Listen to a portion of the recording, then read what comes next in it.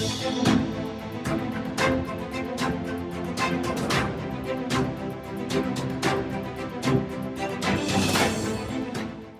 में मौत की सजा पाने वाले 8 भारतीय नौसैनिकों को बड़ी राहत मिली है। अब इन नौसैनिकों को मौत की सजा नहीं सुनाई जाएगी। दरअसल कतर में जासूसी करने के आरोपी 8 पूर्व भारतीय नौसैनिकों की फांसी की सजा पर वहां की कोर्ट ने रोक लगा दी है।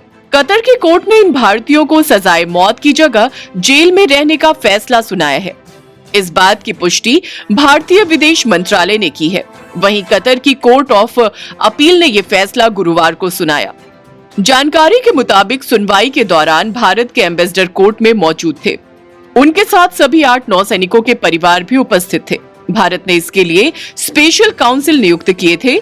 हालांकि फैसले की विस्तार से जानकारी अभी नहीं दी गई है। भारतीय विदेश मंत्रालय की तरफ से इस बारे में लिखित बयान जारी किया गया है। इसमें सजाए मौत को कैद में बदले जाने की जानकारी दी गई है। बयान के मुताबिक कतर की कोर्ट ऑफ अपील ने दाहरा ग्लोबल केस में 8 पूर्व भारतीय नौसैनिकों की सजा में कमी कर दी है। फैसले की डिटेल्स का इंतजार है। भारतीय विदेश मंत्रालय ने अपने लिखित बयान में कहा कि कतर में हमारे एम्बेसडर और दूसरे अफसर आज अदालत में मौजूद थे। इसके अलावा सभी नौसैनिकों के परिजन भी वहां थे। हम अपने नागरिकों की हिफाजत के लिए शुरू से खड़े रहे हैं और आगे भी कॉन्सुलर एक्सेस समेत तमाम मदद दी जाएगी। इसके अलावा कतर एडमिनिस्ट्रेशन के साथ इस मुद्दे पर हम बातचीत जारी रखेंगे। चलिए इस कानूनी कार्रवाई को थोड़ा विस्तार और आसान तरीके से समझने की कोशिश करते हैं। कतर में कोर्ट ऑफ फर्स्ट इंस्टेंस ने इन भारतीयों को सजाए मौत का हुक्म दिया था। ये निचली अदालत होती है। फैसला भी गोपनीय रखा गया। इसे सिर्फ आरोपियों की लीगल टीम के साथ शेयर किया गया। इसके बाद भारत सरकार और इन नौसैनिकों के परिवारों ने निचली अदालत के फैसले को कोर्ट ऑफ अपील यानी हाई कोर्ट में चैलेंज किया। गुरुवार को हाई कोर्ट ने नौसैनिकों की सजाए मौत को सिर्फ सजा में तब्दील कर दिया। हालांकि सजा की मियाद क्या होगी इसकी जानकारी अभी नहीं दी गई है। अब अगला कदम कतर की सर्वोच्च अदालत कोर्ट ऑफ कंसेशन है। इसे आप सुप्रीम कोर्ट भी कह सकते हैं। इसमें जेल काटने की सजा को भी चैलेंज किया जा सकता है। हो सकता है कि ये अदालत पूरी सजा ही माफ कर दे। बहरहाल इसके अलावा कतर के नेशनल डे 18 दिसंबर को यहाँ के अमीर कई आरोपियों की सजा माफ करते हैं। अगर सुप्रीम कोर्ट सजा माफ नहीं भी करती है तो कतर के अमीर यानी चीफ रूलर शेख तमीम बिन हमाद अल थानी ऐसा कर सकते हैं। दुबई में 1 दिसंबर को COP28 समिट के दौरान प्रधानमंत्री नरेंद्र मोदी कतर के अमीर चीफ रूलर शेख तमीम बिन हमाद अल थानी से मिले थे। मुलाकात के बाद मोदी ने सोशल मीडिया प्लेटफॉर्म एक्स पर कहा था कि दुबई में कतर के अमीर से मुलाकात हुई। मैंने उनसे कतर में रहने वाले भारतीय नागरिकों के हालचाल जाने। खास बात यह थी कि प्रधानमंत्री ने कतर की जेल में बंद 8 पूर्व भारतीय नौसैनिकों का सीधा जिक्र करने से परहेज किया था। इस मुलाकात पर दुनिया की नजरें थी। सोशल मीडिया पर मोदी और शेख हमाद की मुलाकात की तस्वीर काफी वायरल हुई थी। बाद में मोदी ने सोशल मीडिया पर एक तस्वीर पोस्ट करते हुए कैप्शन में लिखा था, दुबई में COP28 समिट से इतर शेख तमीम बिन हमाद अल थानी से मुलाकात हुई। हमने दोनों देशों के बीच संभावित सहयोग के क्षेत्रों पर विचार किया। मैंने कतर में रहने वाले भारतीयों के हालचाल पूछे। 3 दिसंबर को कतर में मौजूद भारत के एम्बेसडर निपुल ने 8 पूर्व नौसैनिकों से मुलाकात की थी। विदेश मंत्रालय के प्रवक्ता अरिंदम बागची ने इसकी जानकारी दी थी।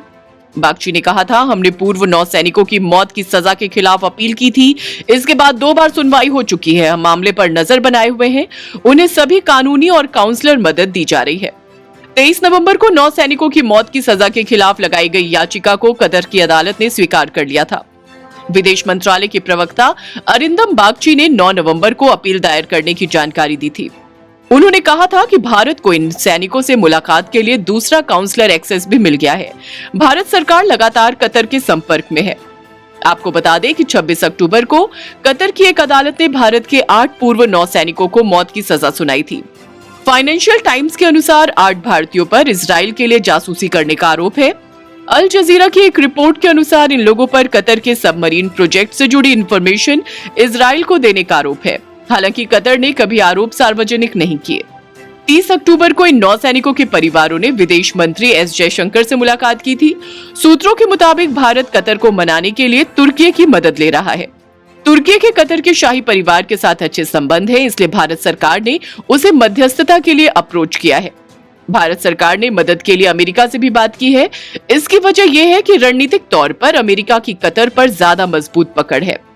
कतर के इंटेलिजेंस एजेंसी के स्टेट सिक्योरिटी ब्यूरो ने इंडियन नेवी के 8 पूर्व अफसरों को 30 अगस्त 2022 को गिरफ्तार किया था। हालांकि इंडियन एम्बेसी को सितंबर के मध्य में पहली बार इनकी गिरफ्तारी के बारे में बताया गया था।